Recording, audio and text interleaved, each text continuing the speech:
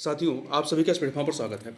यहाँ पर हम लोग आगामी 3 परीक्षाओं को ध्यान में रखते हुए कौन कौन सी बिहार की बीपीएससी की परीक्षा और यूपी की यूपी पीसीएस और समीक्षा अधिकारी सहायक समीक्षा अधिकारी की परीक्षा को ध्यान में रखते हुए जो है उसके लिए जो करंट अफेयर है उस करंट अफेयर के लिए हम लोग कुछ टेस्ट पेपर को यहाँ पर कंप्लीट करेंगे, टेस्ट सीरीज को देखेंगे। तो इसके लिए हम लोग आज के वीडियो में टारगेट डिप्टी कलेक्टर विद विवेक जो संस्थान है इनके द्वारा जो टेस्ट सीरीज कराई गई है करंट अफेयर को ध्यान में रखते हुए, जिसमें वार्षिक समसामयिकी मतलब पूरे साल भर के करंट अफेयर को कवर किया गया है, उसको यहाँ पर हम लोग देखेंगे। इसमें आपके पूरे 150 प्रश्न हैं। इन 150 प्रश्नों को हम लोग जो है 2 पार्ट में कवर करेंगे। इसके पहले पार्ट में 75 क्वेश्चन को और इसके नेक्स्ट पार्ट को 75 क्वेश्चन करेंगे और पूरी व्याख्या के साथ इसको हम लोग यहाँ पर देखेंगे। तो चलिए प्रारंभ करते हैं। पहला प्रश्न है कि हाल ही में क्लाउडिया शिनबाम कहाँ की पहली महिला राष्ट्रपति चुनी गई है तथा इस पद पर आसीन होने वाली वे पहली यहूदी नेता भी हैं। तो ये कहाँ की राष्ट्रपति चुनी गई हैं और पहली महिला है मैक्सिको की। ठीक है, मैक्सिको की पहली महिला राष्ट्रपति चुनी गई हैं। ये देखिए, क्लाउडिया शिनबाम मैक्सिको की पहली महिला राष्ट्रपति जून 2024 में जलवायु वैज्ञानिक और मैक्सिको सिटी की पूर्व मेयर रही हैं। ठीक है, ये जो जून 2024 में चुनी गई हैं ये आपकी मैक्सिको सिटी की पूर्व मेयर रही हैं, साथ ही साथ जलवायु वैज्ञानिक भी रही हैं। और अगला प्रश्न है कि असत्य कथन कौन से हैं। 2 कथन यहाँ पर दिए गए हैं, इन दोनों कथनों में से असत्य कथन कौन सा है ये बताना है। देखिए, पहला है हाल ही में शोधकर्ताओं द्वारा एक पोर्टेबल ऑप्टिकल एटॉमिक क्लॉक बनाई गई है। पोर्टेबल ऑप्टिकल एटॉमिक क्लॉक बनाई गई है जिसका उपयोग जहाजों पर किया जा सकता है। ये कथन आपका सत्य है। ठीक है। दूसरा, यह घड़ी परमाणुओं के कंपन का उपयोग करते समय मापता है। यह घड़ी परमाणुओं के कंपन का उपयोग करते समय मापता है। 2 के दोनों कथन यहाँ पर सही है, असत्य कोई नहीं है, इसलिए डी ऑप्शन हो जाएगा। ठीक है। देखिए, हाल ही में शोधकर्ताओं ने एक पोर्टेबल ऑप्टिकल परमाणु घड़ी बनाई जिसका उपयोग जहाजों पर किया जा सकता है। देखिए, परमाणु घड़ी एक ऐसा उपकरण है जो परमाणुओं के कंपन का उपयोग करके समय मापता है। देखिए, परमाणु घड़ियां एक प्रकार के परमाणु का उपयोग करके काम करती हैं जिसे सीजियम परमाणु कहा जाता है। सीजियम परमाणु बहुत स्थिर होते हैं और उनकी एक बहुत विशिष्ट आवृत्ति होती है जिस पर उनके इलेक्ट्रॉन कंपन करते हैं। सीजियम परमाणु का उपयोग करते समय मापने के लिए एक परमाणु घड़ी माइक्रोवेव कैविटी नामक एक उपकरण का उपयोग करती है। अगला प्रश्न है कि असत्य कथन कौन से नहीं है। 3 कथन दिए गए हैं। तो देखिए, पहला, रेड फ्लैग अभ्यास का उद्देश्य बहुराष्ट्रीय वातावरण में वायु सैनिकों को एकीकृत करना है। सही है। यह अमेरिका के अलास्का में आयोजित किया गया, ये भी सही है। भारत भी इसका सहभागी रहा है, ये भी सही। 3 के तीनों कथन यहाँ पर सही रहे हैं, असत्य कोई नहीं है। ठीक है, तो यहाँ पर असत्य कथन नहीं है। कौन सा असत्य कथन है? 3 के तीनों कथन असत्य नहीं है, इसलिए डी ऑप्शन हो जाएगा 1, 2, 3। अगला प्रश्न है, वैश्विक शांति सूचकांक 2024 के संदर्भ में सत्य कथन कौन सा नहीं है। यहाँ पे 4 विकल्प दिए गए। पहला है, वैश्विक शांति सूचकांक को जो है इसको institute for economics and peace द्वारा प्रकाशित किया गया, ये कथन आपका सही है। दूसरा, इस सूचकांक में भारत को 117वां स्थान दिया गया, नहीं, ये गलत है। 117वां नहीं बल्कि 116वां स्थान दिया गया है। ठीक है। तीसरा, इस सूचकांक में प्रथम स्थान आइसलैंड का रहा है। देखिए, यह जो है 2008 से आइसलैंड या आइलैंड कह लें, आइसलैंड जो है ये सबसे शांतिपूर्ण देश बना हुआ है और नंबर 1 इसकी रैंकिंग रही है।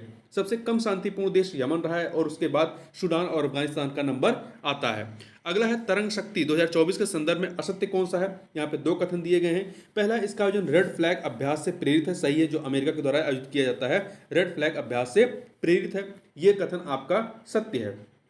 दूसरा, यह एक बहुराष्ट्रीय जलीय अभ्यास है, नहीं, यह हवाई अभ्यास है। जलवायु मतलब जलीय अभ्यास नहीं बल्कि हवाई अभ्यास है, इसलिए दूसरा कथन गलत है। पूछा असत्य कौन सा है, तो यहाँ पर बी ऑप्शन हो जाएगा। अगस्त 2024 में भारत तरंग शक्ति 2024 नामक अपने पहले भारत जो है तरंग शक्ति 2024 नामक अपने पहले बहुराष्ट्रीय हवाई अभ्यास का आयोजन इसने किया है, जिसमें 10 देशों ने पार्टिसिपेट किया है। इसमें कुछ अन्य पर्यवेक्षक के रूप में भी शामिल हुए हैं। यह अमेरिका द्वारा आयोजित रेड फ्लैग अभ्यास से प्रेरित है। इसका आयोजन 2 चरणों में हुआ, जिसका पहला चरण दक्षिण भारत में और दूसरा चरण पश्चिम भारत में हुआ है। अगला है, असत्य कथन कौन से नहीं है। 4 विकल्पों में से कौन सा असत्य कथन नहीं है। देखिए, यहाँ पर पहला है कि वैश्विक स्तर पर पवन ऊर्जा उत्पादकों में भारत 46.4 गीगावाट की क्षमता के साथ चौथे स्थान पर है, ये कथन आपका सत्य है। दूसरा, पवन ऊर्जा उत्पादक राज्यों का जो सही क्रम है, सबसे अधिक पवन उत्पादक राज्य कौन सा है? गुजरात, दूसरे नंबर पर कर्नाटक, तीसरे पे तमिलनाडु, सही है। 15 जून को वैश्विक पवन दिवस मनाया जाता है, ये भी सही है। 3 के तीनों कथन यहाँ पर सही है, इसलिए डी ऑप्शन यहाँ पर हो जाएगा। ठीक है। देखिए, 15 जून 2024 को नवीन एवं नवीकरणीय ऊर्जा मंत्रालय ने पवन ऊर्जा भारत के भविष्य को सशक्त बनाना के केंद्रीय विषय के साथ वैश्विक पवन दिवस का आयोजन किया गया। तो इस बार की थीम क्या थी, याद रखिएगा, पवन ऊर्जा, भारत के भविष्य को सशक्त बनाना। अगला है नोएडा अंतर्राष्ट्रीय हवाई अड्डे को निम्नलिखित में से किस हवाई अड्डे के मॉडल पर के आधार पर विकसित किया जा रहा है। तो स्विट्जरलैंड के ज्यूरिख हवाई अड्डे के मॉडल पर विकसित किया जा रहा है। अगला प्रश्न है कि आर्थिक सर्वेक्षण 2023-24 के अनुसार कितने कथन असत्य हैं यहाँ पर। तो यहाँ पर 3 कथन दिए गए हैं। देखिए, पहला कथन क्या है, वित्त वर्ष 2014 से 2024 के मध्य राष्ट्रीय राजमार्ग निर्माण की औसत गति 3 गुना बढ़ गई है, ये कथन सही है। दूसरा, वित्त वर्ष 2020 से 24 के मध्य रेलवे पर पूंजीगत व्यय में 79% की वृद्धि हुई, 79 नहीं बल्कि 77% की वृद्धि हुई है, इसलिए दूसरा कथन गलत हो गया। तीसरा, वित्त वर्ष 2024 में 22 हवाई अड्डों पर नए टर्मिनल भवन बनाए जाने की बात कही गई, 22 पे नहीं 21 पे कही गई है, इसलिए आपका तीसरा कथन भी गलत है। तो कितने कथन गलत हैं, 2 कथन यहाँ पर असत्य हैं, तो बी ऑप्शन हो जाएगा।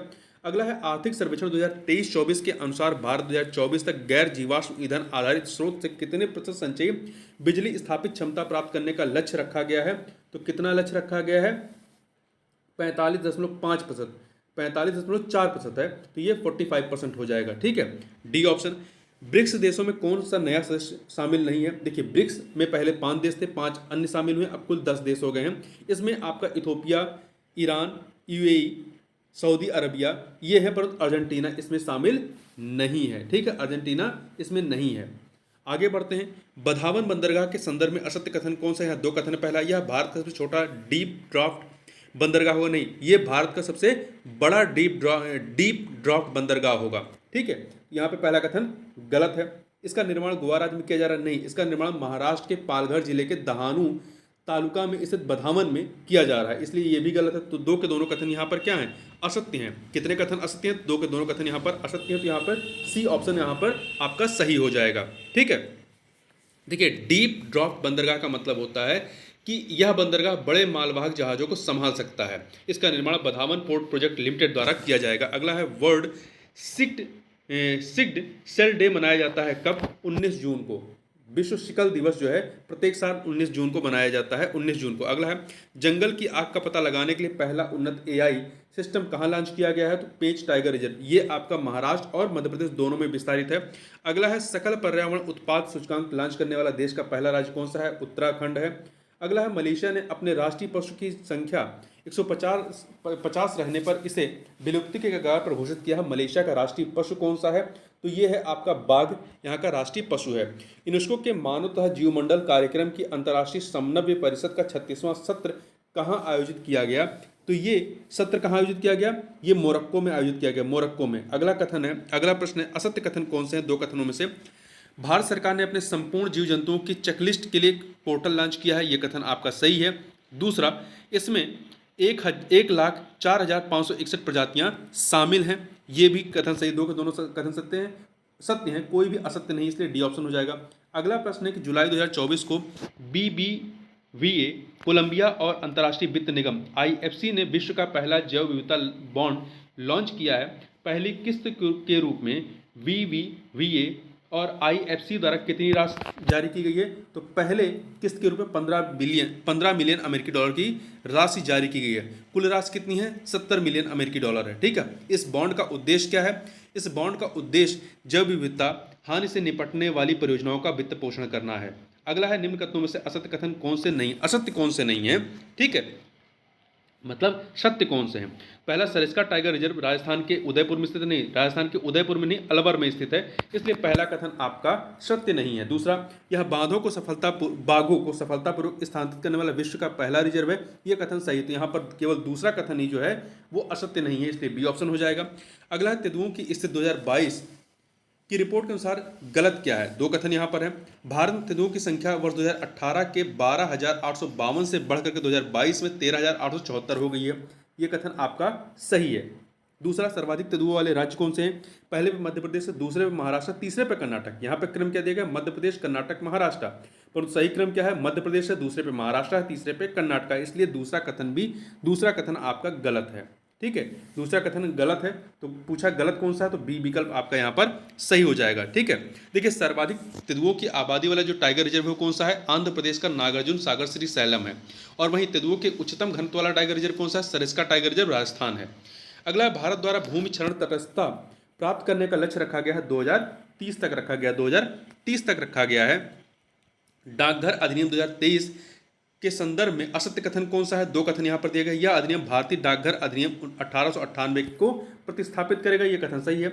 इस अधिनियम को राष्ट्रपति द्वारा 25 दिसंबर 2023 को स्वीकृति प्रदान की गई, नहीं 24 दिसंबर को स्वीकृति प्रदान की गई और 18 जून 2024 को इस अधिनियम को लागू कर दिया गया है।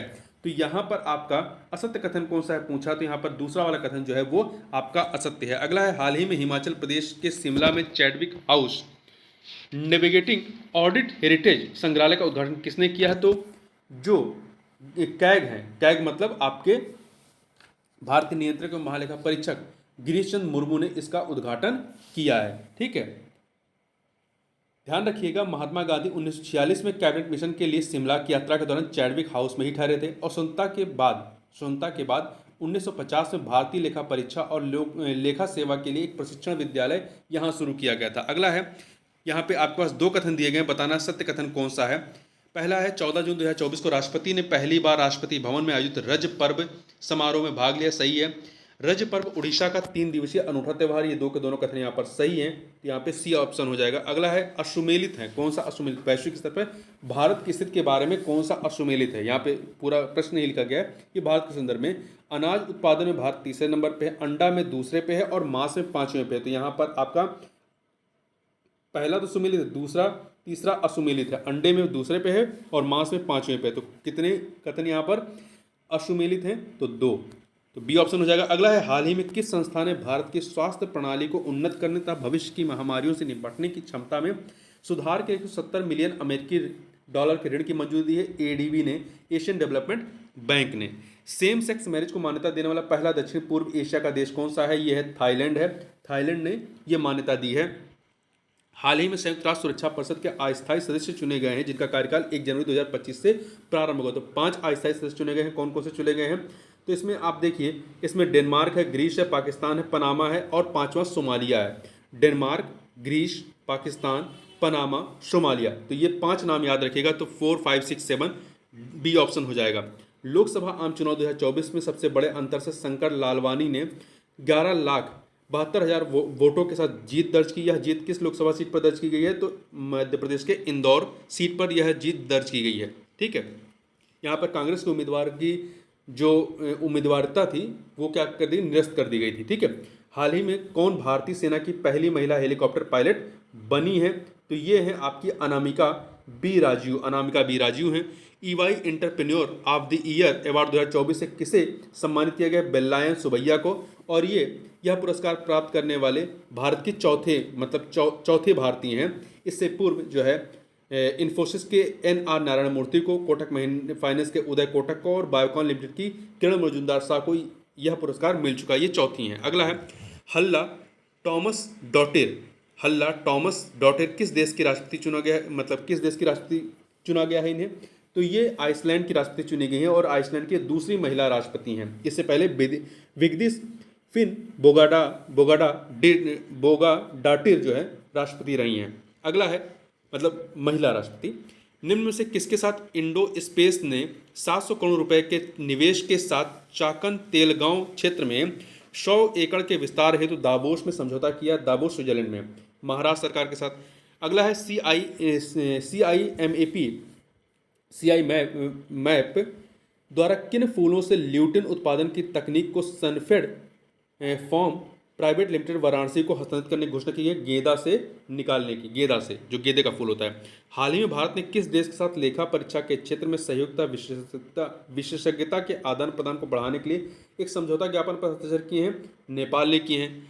यहाँ पर 2 कथन दिए गए, बताना असत्य कौन सा है? पहला, 2024 में भारत मंडपम नई दिल्ली में भारत तथा संयुक्त राज्य अमेरिका के मध्य सांस्कृतिक संपत्ति समझौते पर हस्ताक्षर किए गए, ये कथन आपका सत्य है। दूसरा, इस समझौते का उद्देश्य भारत व यूएसए के मध्य पुरावशेषों की अवैध तस्करी को रोकना है। तो ये सही कथन भी सही, पहला भी सही, दूसरा से भी सही है। असत्य कथन कौन सा? कोई भी असत्य कथन नहीं है, डी ऑप्शन हो जाएगा।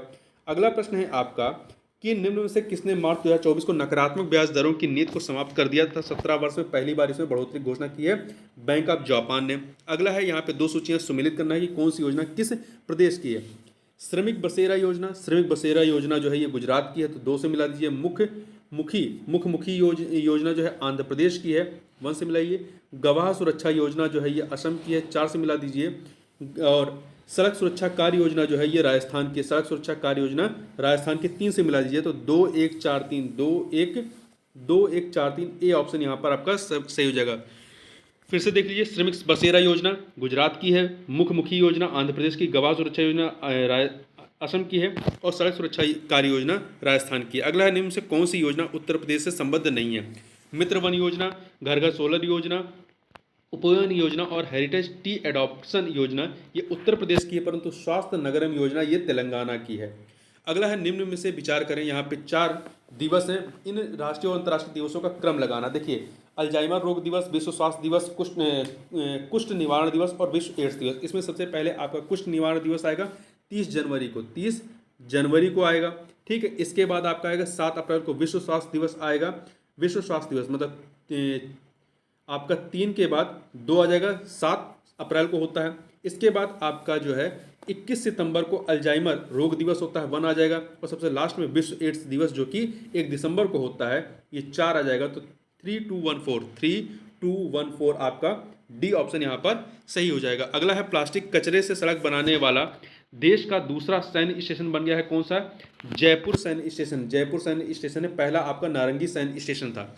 अगला है, उत्तरी अटलांटिक संधि संगठन नाटो के नए महासचिव कौन नियुक्त किए गए हैं? मार्क रूटे नियुक्त किए गए हैं। हाल ही में किस मुस्लिम बहुल देश ने हिजाब के इस्तेमाल पर रोक लगा दी है? तो ये किया है तजाकिस्तान ने। किसने किया है? तजाकिस्तान ने रोक लगाई है। अगला है, 43वें विश्व चिकित्सा और स्वास्थ्य खेलों का आयोजन किया गया कहाँ पर? फ्रांस में किया गया। फ्रांस में 16 से 23 जून 2024 तक फ्रांस के सेंट टोपेज में किया गया।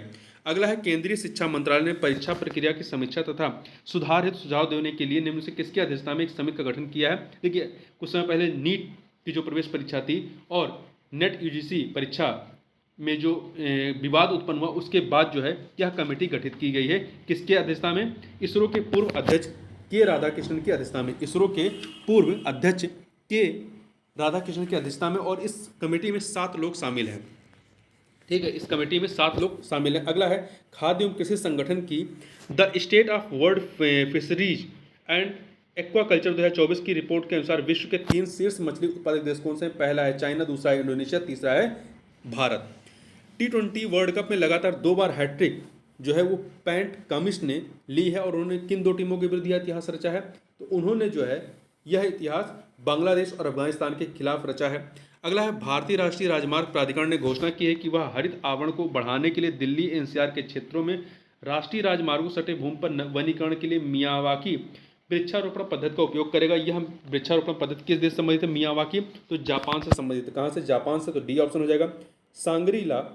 सांग्रीला संवाद या एशियाई शिखर सुरक्षा सम्मेलन 2024 कहाँ आयोजित किया गया? तो यह हर साल जो है आपका सिंगापुर में आयोजित किया जाता है, सिंगापुर में।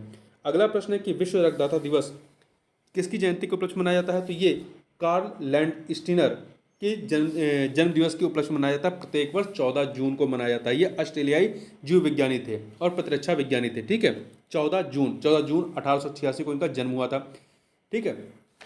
और देखिए, पहली बार 2004 में मनाया गया था। पहली बार यह जयंती विश्व रक्तदाता दिवस जो है 14 जून को जो मनाया जाता है, ये पहली बार 2004 में मनाया गया था, और 2024 में इसका 20वीं वर्षगांठ थी।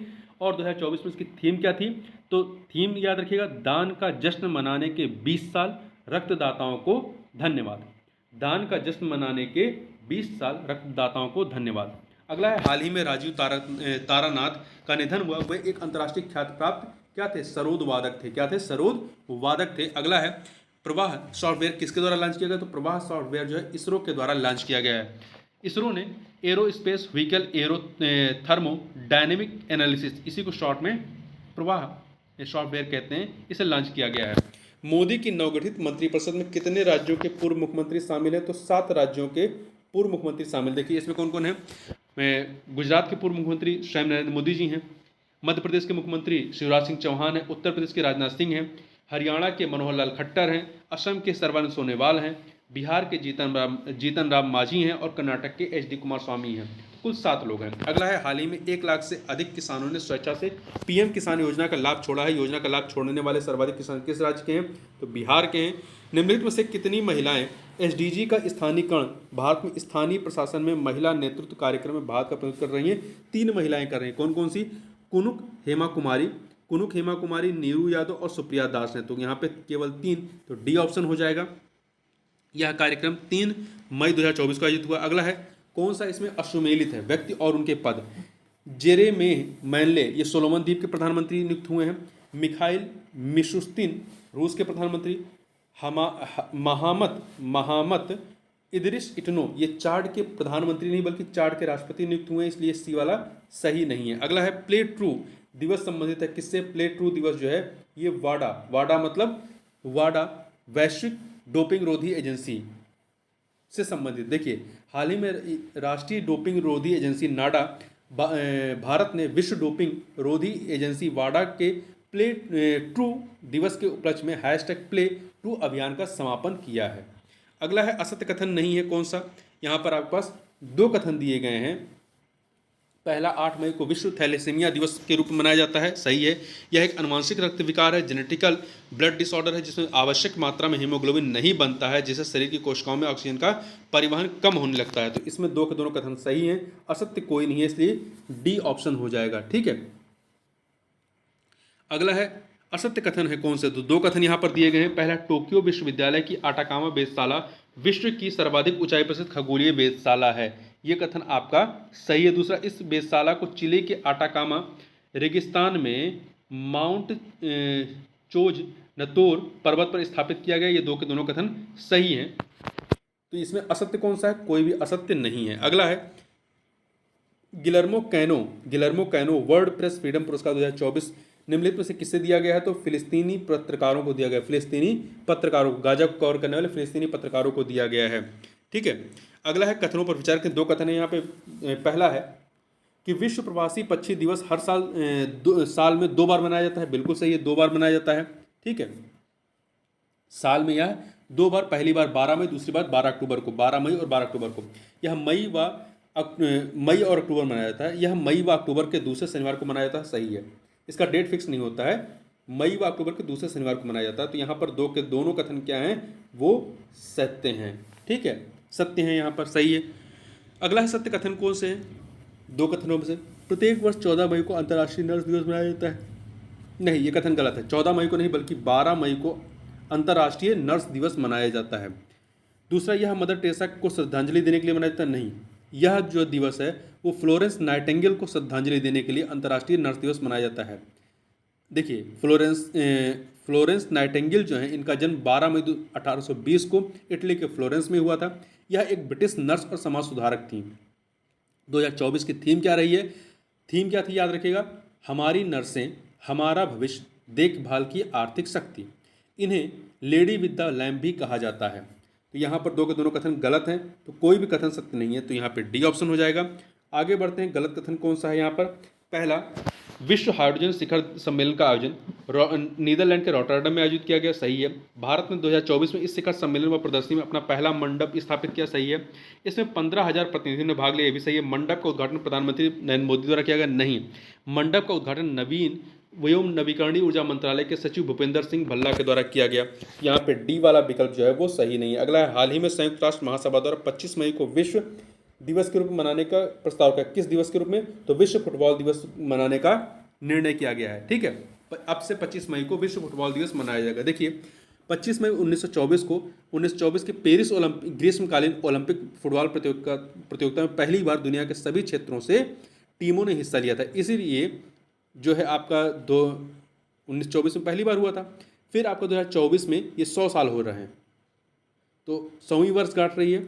इसी के उपलक्ष्य में अब 25 मई को जो है विश्व फुटबॉल दिवस के रूप में मनाया जाएगा। अगला है, निम्नलिखित में से किसको एशिया प्रशांत क्षेत्र के यूनेस्को की memory of the world Asia Pacific regional register के 2024 चक्र के 20 वस्तुओं में शामिल किया गया? तो 3 चीज़ों को शामिल किया गया है, रामचरितमानस, पंचतंत्र और सहृदय लोकलोकन।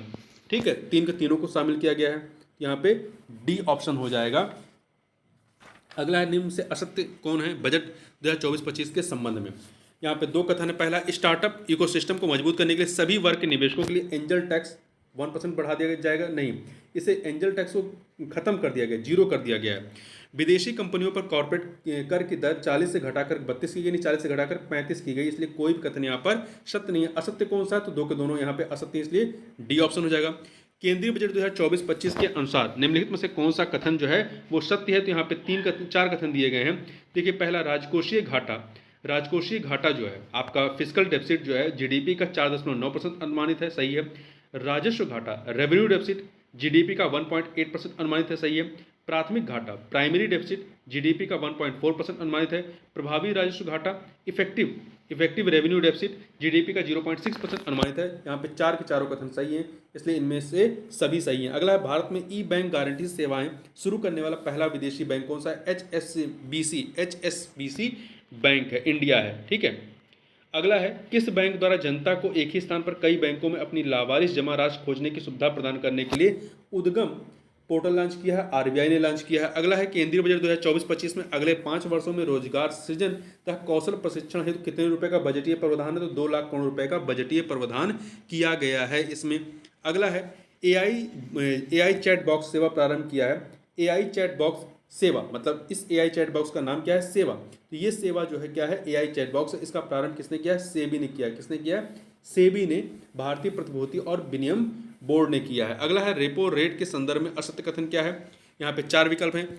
आरबीआई की मौद्रिक नीति समिति रिपोर्ट 6.75% निर्धारित की गई है। रेपो रेट जो है, नहीं, ये 6.75 नहीं 6.5 है। कितनी है, 6.5 है। और रेपो रेट में फरवरी 2023 से कोई बदलाव अभी तक नहीं किया गया है। तो पहला कथन गलत है, दूसरा सही है। आरबीआई गवर्नर के अनुसार वित्तीय वर्ष 2024-25 में जीडीपी 7.2% बरकरार रहने का अनुमान है, सही है। रेपो रेट का उपयोग आरबीआई द्वारा अर्थव्यवस्था की तरलता को नियंत्रित करने के लिए किया जाता है, ये भी सही है। अगला है, भारतीय शेयर बाजार किस देश को पीछे छोड़कर पहली बार वैश्विक स्तर पर चौथा सबसे बड़ा शेयर बाजार बन गया, तो हांगकांग को पीछे छोड़कर। पहले नंबर पे आपका अमेरिका, दूसरे पे चाइना है, तीसरे पे जापान है, चौथे पे भारत हो गया। अगला है, निम्न में से कौन सा कथन असत्य है, असत्य नहीं है। पहला, आईएमएफ ने भारत के लिए 2024 में 4.2% तथा 2025 में 4.6% की मुद्रास्फीति इन्फ्लेशन रेट का अनुमान लगा है, नहीं, ये गलत है। 2024 में 4.6 और 2025 में 4.2 है, इसलिए पहला कथन क्या है, ये असत्य है। आयुष्मान भारत पीएमजेएवाई स्वास्थ्य बीमा के तहत 23 मानसिक विकार कवर किए गए हैं, नहीं 23 नहीं 22 मानसिक विकार कवर किए गए हैं, तो ये भी गलत है। कौन सा कथन असत्य नहीं है, तो इसमें से कोई भी कथन ऐसा नहीं है, इसलिए यहाँ पे डी ऑप्शन हो जाएगा। क्या हो जाएगा, डी ऑप्शन हो जाएगा। अगला है, वित्त वर्ष 2024 में निम्न से किस राज्य में मुद्रास्फीति 6% से अधिक नहीं रही है, तो देखिए हरियाणा, राजस्थान, त्रिपुरा यहाँ पर अधिक रही 6% से, परंतु 6% से कम कहाँ रही है, आंध्र प्रदेश। इसको याद रखिएगा, महत्वपूर्ण है। तो देखिए आपका वित्त वर्ष 2024 में 6 राज्यों हरियाणा, राजस्थान, उड़ीसा, तेलंगाना, मणिपुर, त्रिपुरा में मुद्रास्फीति 6% से अधिक थी और बाकी राज्यों तथा केंद्र शासित प्रदेशों में यह 6% से कम थी। तो इस प्रकार से यहाँ पर हम लोगों ने 75 क्वेश्चन को देखा। इससे आगे के 75 क्वेश्चन को हम लोग नेक्स्ट वीडियो में कवर करेंगे। तो इस वीडियो में बस इतना ही, मिलते हैं नेक्स्ट वीडियो के लिए। बहुत बहुत धन्यवाद।